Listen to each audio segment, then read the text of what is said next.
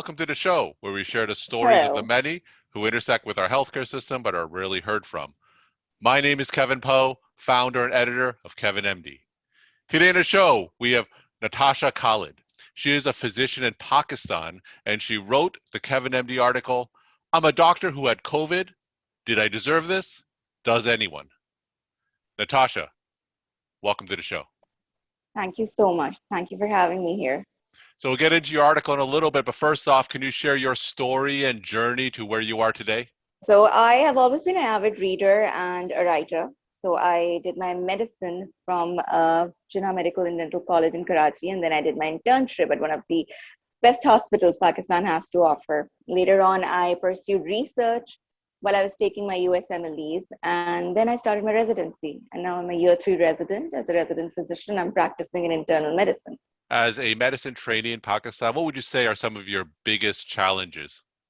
Having the modalities to investigate, like at the brink of your finger or at the back of your hand. One of that is one of my challenges. And then, access to medicines, access to the latest medications that we can give for certain diseases. They're not always available, and a certain pool that we have to go through. Cost effectiveness when it comes to medication, because we're not run on insurances. And the biggest trouble that comes with patient compliance is the fact that they have to pay for the medication. So let's say I find a certain group of medication really effective, but my patient cannot afford that because he could hardly afford having his 3 meals a day. So the biggest challenge comes here, getting him to be compliant to medication. So cost effectiveness, I feel. And the fact that there are certain preventable diseases that are still rampant because A, there are myths, B, there are concepts that, intervene in between. So a lot of people are not vaccinated. Like, it's not a given that our patients would be vaccinated. It's not a given that our patients would have access to clean healthcare, clean drinking water. So a lot of infectious diseases that you read in the books, you see them live when you're practicing medicine in Pakistan. So it's not like a tunnel view you have, and also being an internal medicine person, you have to think from all the boxes and from all the errands. And I feel like that's the interesting part of our job as well, but also one of the troubles that we face. Now, a lot of my listeners are certainly not familiar with what medicine is like in Pakistan. So I was wondering, can you take us through a typical day you have as an internal medicine trainee and tell us a little bit about the patients that you see and the hospital that you work at? Okay, so I'm working in one of the hospitals, which has come with a different concept. I will not take out the name, but we are the only hospital in Pakistan that are treating for free. And before that, I was working in one of the best hospitals in Pakistan that gives you the best, one of the recognized hospitals in the world as well, that gives you good quality health for, let's say, a certain amount that not everyone can afford. So a lot of underprivileged people can't access to that healthcare, right? So now that I'm working in a hospital which deals with patients free of care, free of cost. So my normal day, these days I'm on the floors, which means I'm one of the floor seniors, and we have a certain number of patients that are admitted under internal medicine team that we look after, and that would include the MICU and the ICU, and certain in the special care, and then some in the wards that are stable. So my normal patients would range from something simple as dengue fever, that would be complicated with malaria, or someone who has a B12 deficiency and would be working around normally with a hemoglobin of 4. So that's one of the surprising things. Then if I go further, then I would have a patient who maybe have presented to me with a hemoglobin of 4.5, and I thought this was anemia, and I find out, oh, his digits are cyanosed. And then we progress and we find that this is symmetrical bilateral gangrene, and maybe there is some underlying lupus. And surprisingly so, like, that is what makes medicine interesting. We find out, okay, this was APLA, SLE from someone we just encountered who had anemia, or let's say it was anemia, and then we find out through our workup and x-rays that it was a pericardial tamponade. Going further in the whole case, you find it was an HIV, which makes my job interesting.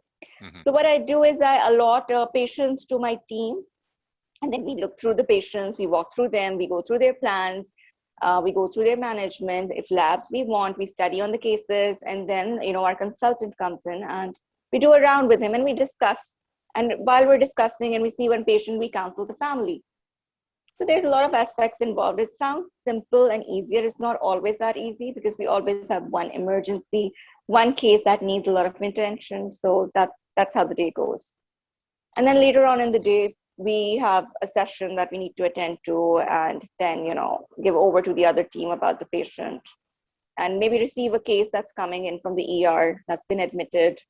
In general, how big are the medical teams there? How many residents are there? How many do you have medical students who also are part of the team? What does a team comprise of? In Pakistan, I'll give you a general outlook of how floor teams are. So there's always this hierarchy that follows. You'll always have a senior most resident, then a PGY3, and then a PGY2, and that could include like two PGY2s, two second year trainees, and the year one residents, and then some interns, right? And then med students, the one that are allotted in the groups that would join you, but they're not really part of the main thing that's going on. We'd give them like histories to present and things to do. And that's how the team works. And a team normally comprises of, let's say, 5-6 people.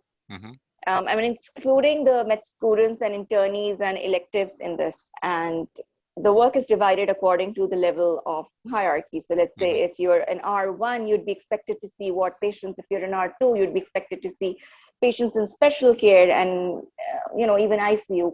If you're in R3, let's say, then you're supposed to make sure you see everything and everyone does his work right. So let's transition now into the Kevin MD article that you wrote, and it's about COVID and the effect on the physicians in Pakistan. Your article is titled, "I'm a doctor who had COVID. Did I deserve this? Does anyone?" Now, for those who didn't get a chance to read that article, can you just walk my audience through it and share the story of why you decided to write it? So I wrote it while I got COVID the second time, right? And I was sick to the core. I was in bed for days. And while all of that was going on, a lot of people got COVID with me who were around me at that point. And it all stemmed from the fact that we were working together and the second wave in Pakistan had come. And obviously all of us were not aware of it.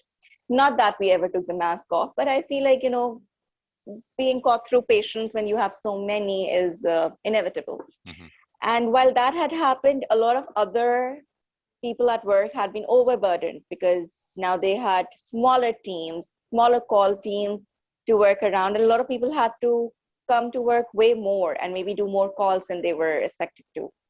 And in all of that, we also have something like we allot people given presentations or mortalities that you have to make. So any patient that dies in the hospital, we have to come out with what happened, what was lacking in the care, what could have been done differently. So this is a whole chart that's made. So on our WhatsApp group, this conversation was going on about how people have to do this work. And I was allotted and I was given like a day to do it. So I was like, okay, I am sick. I can hardly move to the washroom. How can I write this? And similarly, there were two more people. They were like, we're in isolation. How can we like make and have a discussion with the consultant and forward it to you in that certain time period? And with these questions, the chief resident was being bothered. So, however, one of the senior instructors on us came up with this thing, which sounded very negative and very hurtful at that point, that people who at this point are in isolation or who are suffering for COVID are doing it because of their negligence. So stop bothering the chief resident for it, okay? And do the work. So that is what it stemmed out. And, I have this writing thing. I've been writing since a very young age. So I remember it was my 5th or 6th day and I started writing this out because that's one of the way I connect, this is one of the way I let things out. And I find it very therapeutic for myself and it helps me keep sane. So that's when I wrote this article. And it just had me thinking of a lot of cases. And especially with COVID, you are prone to depression and prone to thinking and prone to going low. That's also one of those things that I've experienced it both the times I had it. So that's how the article came up.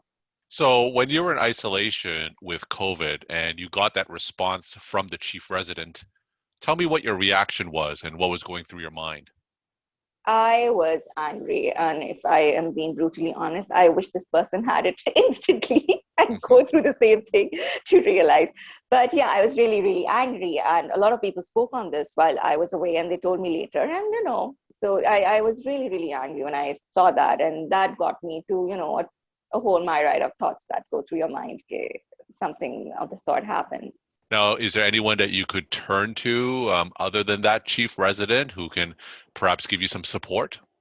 anyone I could, yes, I can, but I didn't make a big issue out of it. I did process it further that this is a very unempathetic statement that's coming from somebody. But I was really that weak to come up with an argument and a fight about it. But yeah, amongst us residents, we've discussed it. We've had our conversations on this, on how dumb this is to say something or blame people in a pandemic for having COVID, and especially doctors. Now that hopefully COVID is getting a little bit better, now tell me some of the lessons that you've learned over the past 1+ years of the pandemic.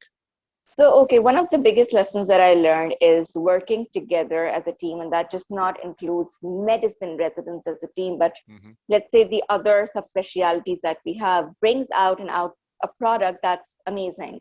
And, Hmm. that combined care for the patient comes out excellent, having multidisciplinary approach to something. That's one. Second, taking care. And that would include while we had COVID strike as the first time, how every person would help the other person tie their PPEs. It was a whole task to take it off properly, put it on properly, going to examine a patient, please tie it. So, that whole thing that came across, Hmm. it was good. Like it made everyone come closer. Hmm. And, the fact that even now, if I see somebody not wearing a mask, I would point it out to that person. So Hmm. even though if it comes out as rude, there's another aspect to look at it. It comes out as a sign of care, because if you get it, you don't know what you're getting into. Hmm. So those are one of the good things that I learned. Secondly, all the times that I've been in isolation and all the times that, you have to sit back and not work, especially for residents who are working crazily and doctors especially, that also made me realize how important it is to be in touch with your creative side, or how important it is to have hobbies or a life that is totally apart from what you're living through day in and out. And patience, I believe, though, that's all that came as a byproduct of this 1 year. So we're speaking now in the middle of June. Tell me what the situation is like at your hospital and what the vaccination rates are currently in Pakistan. So, okay, I don't exactly know the numbers, to be honest, but people are getting vaccinated. They're Hmm. very well aware of the fact. Now, that could stem from two reasons. A, the government gave you an order to do it, or Hmm. otherwise they would, deprive you of certain things. So people are running to it. B, people really, really want to get it done. So I do get like a couple of calls every day with, people to help them chalk out a plan and get vaccinated, connect them to somebody, or which one's better than the other. Hmm. So vaccination rates are high and Hmm. people are conscious about it. Second, as far as the patients are concerned, well, we do have, but they're not as much as they're in other parts of the country. Hmm. Like I am Karachi based, and I know in Lahore it's way too much, and in Karachi it's not that much. And especially in my hospital, despite the fact that the beds are full, but if there are, let's say, 3 patients or 4 patients that are being admitted under medicine, and they have to run through a COVID test before they get admitted, we always have like one who tests positive and goes in the Hmm. COVID ward rather than Sure. the internal medicine ward. We're talking to Natasha Khalid. She is a physician in Pakistan and she wrote the Kevin MD article. I'm a doctor who had COVID. Did I deserve this? Does anyone? Natasha, you've been writing for years on Kevin MD and sharing your stories. Now, tell me where you got your start in writing and why is writing so important to you as a physician? So, okay, I started writing from a very young age, right? That's like 10 years back. And I loved reading. So I obviously liked writing. And it was not just about my stories or my vulnerabilities, but it was mostly about topics assigned to me, Hmm. I was writing for newspapers, and it was a different life than what I had. So it was always fun. Hmm. And I like connecting with the different kind of people. So if I'm like, let's say, just in the medicine field, so I would like to once in a while, as an adventure, as an outlet, connect with people from arts and find out what their thought process is. So this is how it came across. And then we were working in Aga Khan, and we came up with this narrative medicine concept. And we started having these meetings in which we would discuss how can we inculcate this idea in the med students, and how to be empathetic towards the patients that they deal with, and how to develop empathy in patients, Hmm. and how to make sure that the human part of them stays alive, because all of us did feel the fact that we're running so high on work that suddenly something happens and then we realize, oh, this was something bad. I mean, we go home and we realize, oh, I had this too, Hmm.